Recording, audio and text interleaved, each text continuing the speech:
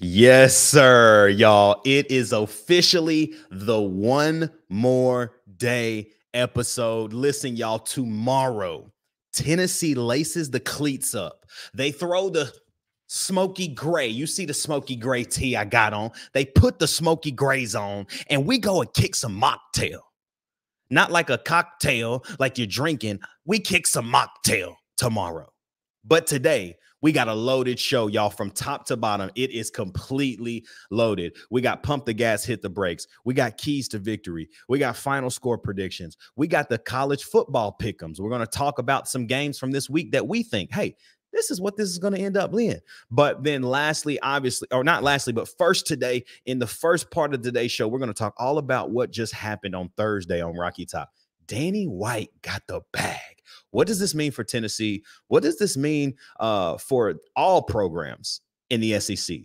I think it's an eye-opener for a lot of people that Tennessee's here to stay for a long, long time, and this is just the beginning. I got my boy C2 with me as well, but you already know what it is, man. It's straight up Tennessee, baby. Welcome to the One More Day episode. Let's get it. First play, second quarter, touchdown Tennessee. That throw's intercepted. Pierce down the sideline. Touchdown.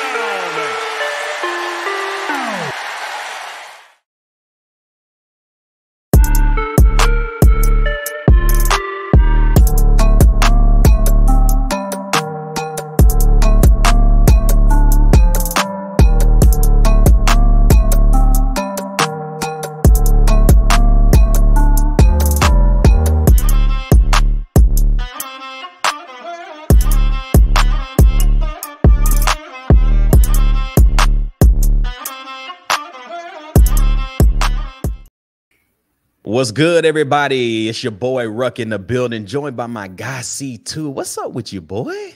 Hey, man, it is Deontay Thornton. More days until football season is officially started for UT. Ooh. So I am feeling good. One more Dante. day until One more day, bro.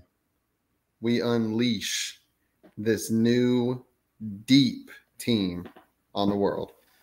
A new era, I believe, of Tennessee football is among us. And we thought that the era was new just because of Josh Heupel. But now you bring in the prodigy, really. You bring in the five-star redshirt freshman Nico Iamaleava, and it's time. It's go time now, y'all. But y'all know what to do, man. It's the top of the show. Like, comment, subscribe. Hit the bell notification right now so you never miss an episode. Climb and steal. I know the game is tomorrow, but we still need 1K. Somebody, how are we going to get there? I don't know, but let's get 1K. If we don't get it before tomorrow, I'm not going to be crushed, but I need y'all to know before the Florida game, that's my limit. I need 1K. We need 1,000, 1,000 wow, in the words of Waka Flocka. So y'all do what you got to do. Let's get there. Apple and Spotify, what's up, man? Hope y'all are I hope everybody had a great week, but I know now being Friday, you're having the best week because tomorrow when you wake up, everything is back. SEC Nation back. College Game Day. It was kind of back last week, but it's really back this week. You're going to get all the games, all the TV networks, everything is college football, and it is the best time of the year, bro. I can't wait. And just think about it this way, y'all. How sweet would it be to get 1K on one more day? I mean, it rhymes. It's poetic. It needs to happen. I'm just putting that out there. It does. It truly does. Like I said, man, at the top of the show, y'all, we got a loaded day. Going to be a great show. Excited. Got a lot of content. So let's jump in. Let's jump right in, man. Obviously, biggest news on a Thursday, back half of the week, is Danny White's contract extension. You know, I was waiting for the details all day Thursday. You know, you get the first blast and it's like nobody knows what's going on, right? And then you get the details and you're like, 2 point what? Yeah. Bro, what? Like, this man is getting the bag and well-deserved. What he's done in four short years. I mean, almost 5, but 4 seasons. I guess that's how I'm putting it in my head. 4 football seasons worth. It's been quite remarkable. And I know dollars don't necessarily show you value in life, but I think in roles and positions like this, dollars do show your value, right? And Donde Plowman gave him the bag. He deserved it. And now I think the partnership with Pilot, Neyland released a massive info document to Tennessee donors today about all of the changes at Neyland this year. They talked about all of the concessions changing. They finally finished the West Club with everything. The social deck now has partnered with Yeehaw and Old Smoky Moonshine to basically build a true party deck there. Yeehaw also has made a Tennessee beer that is going to debut tomorrow at Neyland Stadium that you can't get at Yeehaw right now. The first debut is at Neyland Stadium. That is called business. If people don't understand, that's what business and a thriving business does. And Danny White has truly implanted that thriving portion into the business side of Tennessee athletics, bro. And you said it right there. Tennessee athletics, not just football. Yep. There's a lot of schools out there who are solely focused on making sure their football program is better, because we all know football's the cash cow. We get it. It's it, yeah. But look all across Tennessee athletics, and he has earned this raise, hands down. I mean, really, even if it was just the baseball national championship, he would have earned the raise. That was enough. But basketball almost making the Final Four, the other SEC championships and national championship teams we've had, and all the other sports over the past several seasons. I mean, got to give it to him. You got to. And I think, too, for me, one of the biggest things about it, obviously that directly helps the football program. A lot more of the details what Pilot wrote out. And this is supposedly a 20-plus year, $20+ million partnership. When you start talking about 20+ million and they're going to help finish the entire stadium, put Pilot on the jersey if you have to. Like, at that point, it does not matter. It don't matter. And the fact that it is staying Watkins Field, Neyland Stadium, the names are staying the same is a huge win, because we get to keep that tradition. I know people aren't happy with, businesses and sponsorship becoming part of the game, but it's just where the game's at. We did the best we could with where we're at to be able to keep the names. That's something that not everybody's going to be able to do, honestly. Yeah, You're going to end up with people playing as some strange names. I mean, Thompson Bowling Arena is called the Food City Center. I mean, like let's just go there, right? Literally 35 steps to the east. Literally, it's the Food City Thompson Bowling Arena at Food City Center. That sounds terrible to me. I hate it. It's TBA. That's what it is. But it's the Food City Center, and they didn't say it is Pilot Field at Neyland Stadium. Like, it is Shields Watkins Field at Neyland Stadium, and it has to stay that way. It's just tradition. There's too much, bro. Too much. But dude, it's remarkable what Danny White has done. I'm glad that we've got a guy now. His bonus is like in incentives. He can make up to $600K in just bonus and incentives. And so it's just like, Danny, if you continue to do what you're doing, you're going to continue to get more and more bags. So keep doing it, man. And we love it. So, yeah, I think the biggest hire right now for Danny to see, like, hey, is he truly right? Like, obviously he hires Josh Heupel. We see where we are with that. But I think the Kim Caldwell hire for the Lady Vols is going to be the kind of kicker, because nobody gives a crap really about Kim Caldwell. Like, nobody knows who she is. Like, yes, she won at Marshall. Yeah. I repeat, Marshall. And I think that's going to be the kicker. It's going to teach us a lot, for real. So, y'all, let's kick it in, man. Let's kick it into tomorrow's game. Obviously, Tennessee faces off against UTC. Before we even go C2 straight into before we go into our playmakers of the game, who we think offensively and defensively will be the playmakers of the game tomorrow. Did you get the chance to see UTC's star defensive lineman, who might have a little fruit in him, say something about Rocky Top?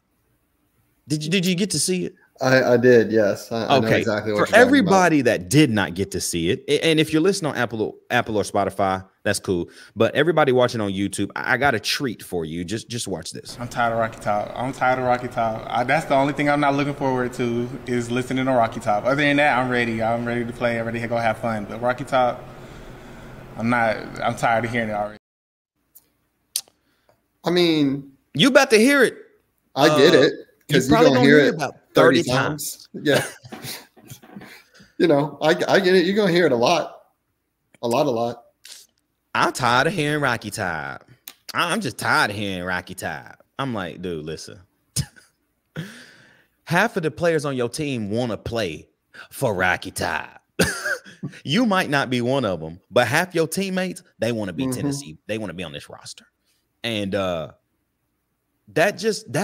I know all the players seen that, they ready to go, bro. That alone gets me ready to go. I'm ready to go. Yeah. Playmakers of the game, bro. Let's start right here. Offensive side of the football, man. What do you see? And who do you need to see? If you're watching this game, who has to be that offensive playmaker of the game when the clock strikes 000? I would like for the offensive player of the game to be Nico. However, I know we are going to be playing with a very vanilla script tomorrow. So I think the person I'm predicting will be the offensive player of the game is going to be Dylan Sampson, because I think he's got the speed and power, even within a simple playbook, that he's going to run past old buddy on the defensive line and make sure he hears Rocky Top a couple extra times. Say that. See, typically with this, it's so hard for me during the first game because Nico and Dylan Sampson, they're not even going to play enough for me to give them the reins on this. You need to be like, you're going to play Dylan Sampson. He going to get maybe 10 or less touches. Nico going to throw it maybe 10 to 15 times. And it's over. Like, that's all they're getting. I see what you're saying, but I don't think, given Heupel's tendency to keep people in until we're like way up, I think that they stay in long enough for us to be up by 28 to 35 points. Yeah. Which is why I think on the offensive side, I think one of the starters could get it. Now, my pick on the defensive side is different. Yeah. So offensively for me, I could not. I tried. I went through every player. I was like, listen, the receivers are not going to have that many touches to where, I can pick a receiver. I was like, running backs, Dylan Sampson's not going to play that much. Cam Seldon, yeah, he needs the work. He's probably going to get a ton of carries, but I was like, I don't really care. The obvious choice is Nico. First home start, literally first home start as of all. But I had to go with a unit. It's the offensive line. I think this is, to me, this is the same offensive line with a couple new pieces, right? You move John Campbell from left tackle to right tackle. You bring in Lance Hurd, who's a star freshman, right? That's a new piece. Left guard, you're going to bring in a guy that's not started. It's either going to be Jackson Lampley or Andre Carrick. It looks like it's probably going to be Carrick tomorrow. We'll see what happens when they roll out there on that first series. But then the middle with center, you know what you're getting in Cooper. You know what you're getting in Javonte Spraggins, who's also coming off an injury. But it's another group that has not collectively played a ton of snaps together. Now, they're all great players individually, but continuity and it's very important on the offensive line. So I had to go with the unit, and it's the offensive line unit. They got to be the playmakers of the game because they have to be able to calm. Let's say there is a situation. Hey, maybe who knows? Maybe we're down just 3-0, but it's still a pressure situation. You're losing to a team you shouldn't be losing to. That's going to be the group I think that calms everyone else down. So let me ask you this then on the back of that. If you're Josh Heupel, knowing that they haven't had the chance to get that continuity, do you keep the starting offensive line in after you rotate out the rest of the starters? I think some keep of them in when Gaston Moore comes in and the rest of them. Maybe for a drive or two, right? Yeah. Yeah, I think maybe for a drive or two, but because then you also want to give Gaston a good look, right? You don't want him to have to play with straight twos, right? Maybe it's the first team O-line, but then you got second team receivers and Cam Seldon's in the game. but you're giving Gaston a good look of protection in the event of Nico Iamaleava getting hurt or something happening that we don't want to happen, right? So let's flip to the defensive side of the ball, bro. Defensively, I'm gonna go first on this one. For me, it's Jermod McCoy, the transfer young boy from Oregon State. I've heard nothing but good things about Jermod McCoy. So much so that a guy in Andre Turrentine, who's been around the game of college football for some time, I think he's going in now into his junior year, he was asked a question on Monday. They said, who is the guy that is standing out to you and why, basically? He says, Jermod McCoy. And they go on. He's like, why? He said, I've never seen a corner do the things that he does here at Tennessee. He's seen some people play corner at Tennessee. Danico Slaughter, Brandon Turnage. He's seen some guys, but he said he's never seen guys do things like him here. That lets me know that he can go and make athletic plays, but he can also strap you up if he has to and get physical. I can't wait to see Jermod McCoy line up at corner and finally have somebody that I trust again since Cam Sutton, and that's been dang near 8 years. So that's been a while. Defensively, playmaker of the game for me has to be Jermod McCoy. Excited to see him and what he brings to the table. Yeah, that's a respectable choice for sure. My choice, because I think second string defense will be out there quite a bit.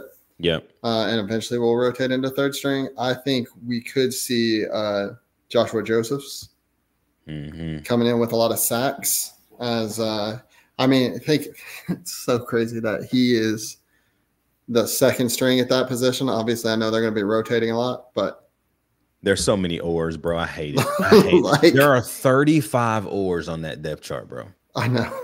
What in the world are we like? So we don't even need a depth chart. Like, just throw it out, bro. I know you have to, but it's even if somebody gets hurt, that's going to be the depth chart for the rest of the year. Yeah. I also think there's an outside chance Boo Carter gets it. Him coming in, being just super athletic, and I feel like he may feel like he has something to prove. So I'm excited for Boo, bro. I mean, he's the most exciting piece, I think, of the freshman crew because now he has to play with Jordan Thomas's injury, right? So, like, he's going to play. But the excitement around him because of how good he was and how good we know he is, that's what keeps me fired up about Boo, bro. I can't wait. You had a collection of people there. Hey, you picked the whole offensive line. That's true. So that's true. What it's my show, though. What are you talking about? Well, I'm kidding. It's our show, so I guess you can do whatever you want. You can do whatever. It's our show. You can do whatever you want. All right, y'all. Let's move on to pump the gas or hit the brakes. Y'all know, if y'all do not remember this segment, what pump the gas and hit the brakes are is we're going to have 4 things every single week on Fridays. These are 4 things that directly pertain to the game tomorrow, and we're basically going to pump the gas on it. Hey, yes, we believe this. Let's pump the gas on that thing.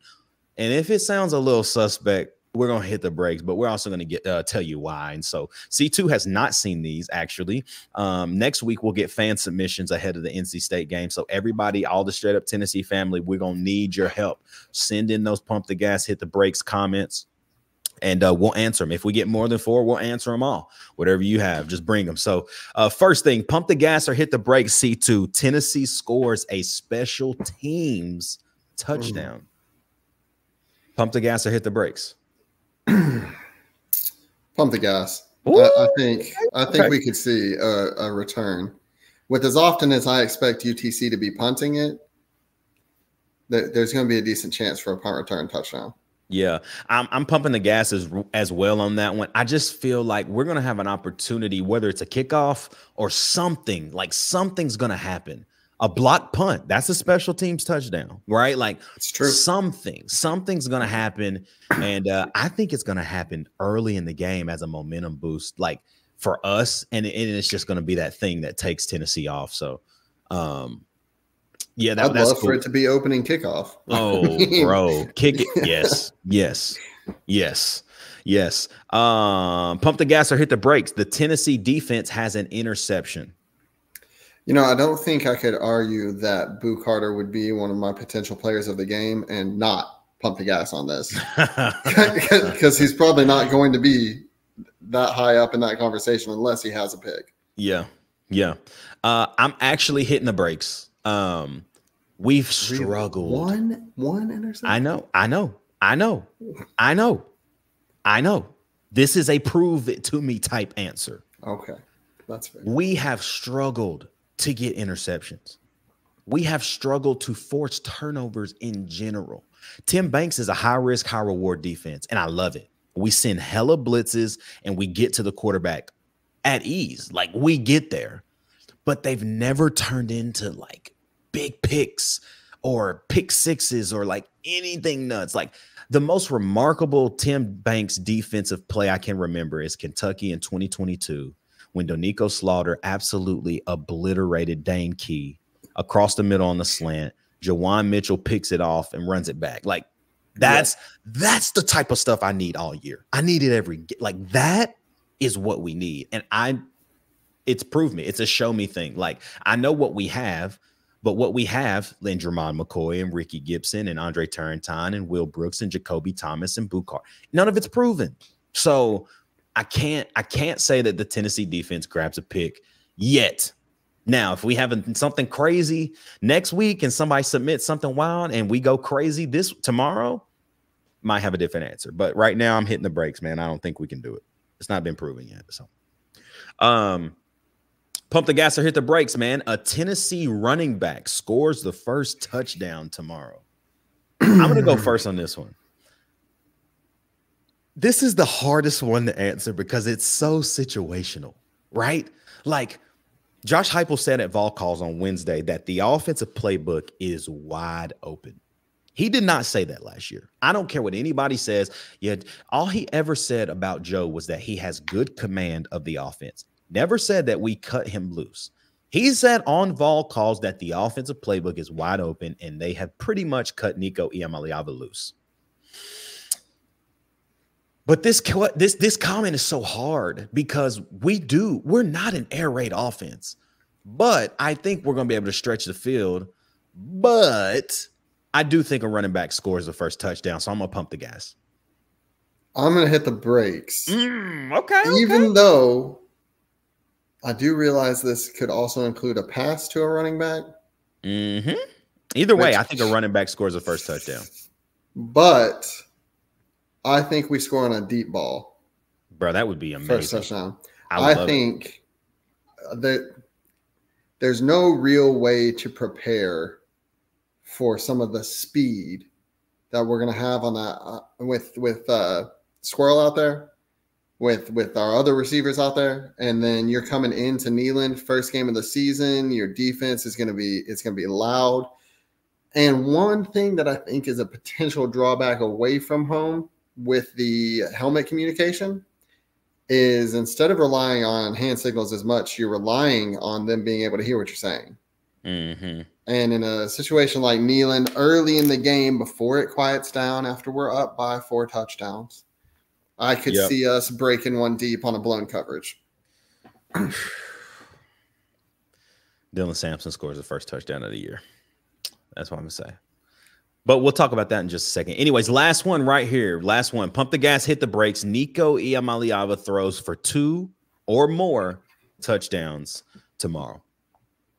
I say hit the gas on this one. I don't think there's unless we just run the ball a lot, I don't think there's a way Heupel pulls him out until he's thrown like 2 to build confidence for the NC State game. So you're pumping the gas on it. I got you. Yeah, that's what I meant. Pump the gas. Got you. Okay. Me too. I'm going to pump the gas because I think they're just going to get him in the groove early. I think the first play of the game is a pass. Like, I do. I just think it. And here's why, though. I can see it being a run, too. Dylan Sampson didn't play in any of the scrimmages. He did. Like, it could be like, hey, let's get Dylan going. But I think Josh Heupel, he's a quarterback's coach. He's a quarterback at heart. How do you get a young kid in the groove? It's not by handing the ball off. He's going to throw the football. And screen pass to Dylan Sampson. It's a screen or it's a hitch. Or I think you're going to see the hitch and dig game a lot more now because Joe Milton you never knew what was going to happen with that ball. It was either going to go straight through somebody's chest or high, right? And so I think now you've got all of that back. You've got the hitches, you got the dig routes, you've got the seams. Like, what do you want to take on 1st and 10? I mean, I'm taking an easy 5-yard hitch probably to the outside to Brew McCoy. Like, if I had to pick the perfect first play of the game, they're not going to be playing press man. If so, then the first play is a deep ball to whoever is on the outside. I don't care who it is. If you want to play press man the first play, but they're going to play 7 to 10 yards off the ball. It's going to be a quick 5-yard hitch, Brew McCoy probably, if I had to guess. But, bro, we always do this before we hop into keys to victory. What do you think is the first touchdown of the game? I just said it. I said Dylan Sampson is scoring the first touchdown. I don't know how, but if I had to pick, we've just made a huge play downfield. We don't score. We're on the 5. Sampson punches it in. That's what I think. I think it's a pass play. I do. I think the first touchdown is a pass, and it's either a deep ball to Squirrel White, or we get down there and we hit Brew or Deontay Thornton in like a situation where they've got to make maybe a contested tough catch to just have that moment where they prove, well, really for Brew, where he proves he's back, proves he's healthy, proves he can catch the ball through contact and be fine, ready to go. I like it. I like it. Y'all, couple more things, man, before we wrap up the one more day. Bro, I love this show because it lets me know that we're almost there, bro. Like, when we're doing the one more day, it lets me know that we're almost there. We're literally there. I can pack my car and I can head on right down I-40 and get to Knoxville, Tennessee and watch them boys play. But Corey, what's your keys to victory, bro? Obviously, we're not worried at all. But what are the things that you want to see to let you know, hey, Tennessee's not only ready to go to Charlotte, but they're ready to go absolutely demolish NC State in Charlotte. Keys to victory tomorrow that give you that boost, bro. What are those things? I'm going to do 3 things, really. Yep, so same. First thing is play clean. And specifically, I'm talking with the offensive line. I mean, keep the holding calls to a minimum. Keep the false. I don't want to see more than like maybe one false start early on when you're just excited to be out there playing. I get it. But I don't want to see a whole lot of penalties and stuff where we're shooting ourselves in the foot, because I've seen too much of that in the past few years. Secondly, a key, it's not really a key to victory, but just something I would like to see is a heavy rotation, specifically on defensive line and with our running backs. I want to see some of these oars turn into an actual depth chart where we know who's rotating in, who's third string, who's going to rotate in less often, that kind of stuff. And then lastly, come out hot. I don't want this to be like what we saw with North Carolina State yesterday, where it's close to someone it should not be close to, like at any point. Yep. Come out early. That's why I want us to do like a deep, just score on a deep toss opening drive. I'm also okay if it's just a grinded out touchdown, but I would love to see we score in like 5 plays. Yeah, I love it. I love it. My 3 keys. Number 1, I'm going to take the same one as you. It's cleanliness, man. Like, I don't want to see any penalties. I don't want to see any turnovers. I want to see this same operation, if not better, than we saw when Hendon Hooker was at the helm. Not only did Nico get to sit and truly learn and get a grasp, like, I think about it this way. Hendon did not even get to sit and get a full grasp. He was playing game 2. That's true. Joe Milton got hurt against Pitt, which was game 2 of year 1. And Hendon was thrown in the fire, and he had to learn as he went. And there is no better teacher than experience, right? Yeah. Like, he played that whole year, even though it wasn't great at times, he got better and better. And then when we played South Carolina in 2021, Hendon Hooker just took the top off. And it was like, okay, this guy can play. But Nico got the opportunity, highly touted young guy coming out of Cali, literally trained with the same trainer as Bryce Young. He knows what he's doing. but he still had to sit and wait his turn. I want to see the operation be as clean as possible tomorrow. I don't want to see fumbles. I don't want to see false starts. I don't want to see anything. Defensively, the same. I don't want to see no stupid penalties. I don't want to see no offsides. I don't want to see no pass interference. I don't want to see none of that. Clean game, both sides of the ball. Number 2, I want to see us run the ball well. Like, it's not the running back room to me, but I just want to see these new kids, Peyton Lewis. I want to see the Deshaun Bishop hype. Everybody is talking about Deshaun Bishop. Bishop, the Carnes product. Oh my gosh, he's doing this, he's doing that. I want to see the running backs do well, all of them. Dylan, go get your 50 to 65 yards and get out of there. Cam Seldon, you need work. You need 15 carries max. Deshaun, and then let Deshaun Bishop and those younger guys get the rest of the touches. Like, Cam Seldon, you need to play just so you can get hit. Legit. What does that shoulder really feel like? That's what I want to see that. And then thirdly, I think keys to victory is the secondary. Again, it is not proven. I know we got dogs. I know that the name and the resume is there. It's all there, but it's not been proven yet. So I still have questions. One thing I ain't got a question on is the defensive front 7 from linebackers to, and I'm not worried at all. But the secondary, I still have questions about, and I want to know, are they legit, or is this another year where we're still saying, God, I wish that we were better back there? So that would be my 3 keys. And Corey, you know how we wrap up, bro. We wrap up the one more day with our last final score predictions, man, before don't forget tomorrow. Huh?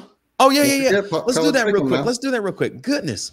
The final score prediction. So before we hop into Tennessee score predictions, we're actually going to do some college football pick'ems. So we've got 10 games that ESPN dropped on the pick'em challenge, and we're going to go straight through them. So game number 1, Penn State, West Virginia. Who you got? Penn State. Penn State. It's particularly close. Yep, Virginia Tech or Vandy. I got Virginia Tech. Everybody's high on Tech this year. I don't know what's going on. I know it's because they have 20+ returning starters. Yeah. So I think it's Virginia Tech definitely over Vanderbilt. Yeah, I wouldn't say I'm high on Tech, but it's Vanderbilt. So no. What do you think about the Clemson and Georgia matchup? You know, I think it'll be closer than people think it is, specifically with some of the injuries Georgia's had in the backfield. But I do think Georgia wins this game. I do too. Oklahoma State and South Dakota State, Jackrabbits. Look, I mean, we saw Colorado struggle with North Dakota State. I think this game is also close, well, closer, but I still think Oklahoma State probably wins by about 10 to 14 points. Ollie Gordon's too much. Oklahoma State, man. Yeah. Miami of Ohio or Northwestern? What do you think? You go first on this one. Miami of Ohio sucks on college football 25, so I'm going to pick Northwestern for only that reason. Yeah, I picked Northwestern as well. This is the game that is weird to me. And it is not because I think Florida's good at all, because I don't. I really don't think they're very good. I want Billy Napier to stay the coach as long as possible because he's sorry. And he's going to continue to have sorry Florida teams. But I digress. Miami and Florida, bro. It's a weird game. It's a really, really weird game because Miami absolutely blew up the transfer portal. Tyler Barron is there. They got a lot of guys, bro, that have played a lot of good football at other programs. But this is the game that you see Florida just somehow be nasty. So I can't pick Florida, but I'm going Miami. But I just can't pick. I cannot say that I'm picking Florida. I can't. I agree with you. I think Miami pulls away in the second half. I think in the first half, they have some issues, some like chemistry issues with all these new players they have that haven't been playing together. And I think Florida comes out with a chip on their shoulder, ready to prove they aren't as bad as they are. Yeah. But Miami ultimately pulls that one out. Then you got Boise and Georgia Southern. What you think? It's Boise. Yeah. Easy. The North Texas Mean Green and the South Alabama Jags. I'm taking North Texas. People are losing their minds, but I'm taking North Texas, bro. I am too. I actually did a little bit of research reading into this game because I was curious when I got on here. 82% of the people right now are picking South Alabama. So yeah, and I don't know how they are doing that because South Alabama's head coach is now Alabama's defensive coordinator. Right. What were like? Do y'all not realize that that's a massive transition? Right? Like, I don't know, but yeah, I'm taking North Texas, bro. I think they can do it. And then another massive, massive, massive game, Notre Dame and Texas A&M, bro. Like, Notre Dame hype, I don't understand it. I know Connor Wegman is the starter at A&M. This is a toss-up for me. I picked A&M only because it's an SEC team, and Notre Dame got to come to A&M. Like, that's scary. I picked Texas A&M because new coach. It's not Jimbo anymore, so I feel like they might actually be able to win a big game. But also the home field advantage and the excitement that is around this Texas A&M team now that they don't have Jimbo, I think is going to carry them through this game. I would agree with that.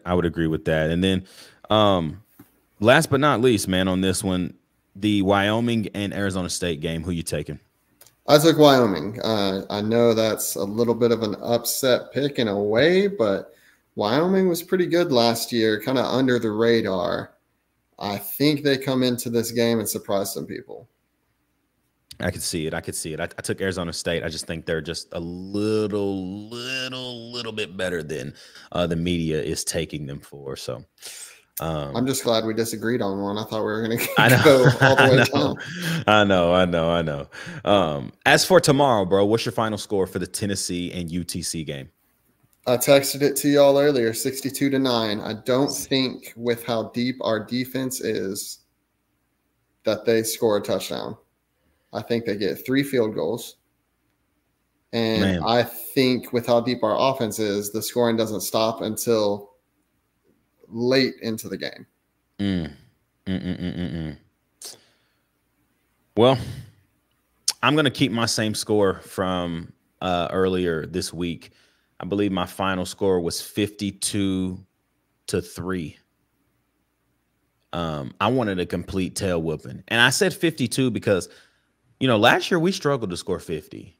And I think now we're back. We're back to putting points on the board. And I think our defense is just too good. We have no excuses. Like, when we get to our third string, that's the first string for a lot of schools. That's better than UTC's first string, if we're being honest. Yeah, it is. You telling me my third string guys are David Hobbs, Jackson Moy, and Jordan Ross, a 5-star freshman? Come on, bro. Yeah. Come on, bro. Like, come on, y'all. Like, we're nasty. And I can't wait. I can't wait to see it. So, y'all, you already know, man. It has been the one more day. Chop it up Friday, all of that. Tomorrow, Tennessee takes the field at Neyland Stadium. 12:45 Eastern, 11:45 Central. I mean, like, such a weird time.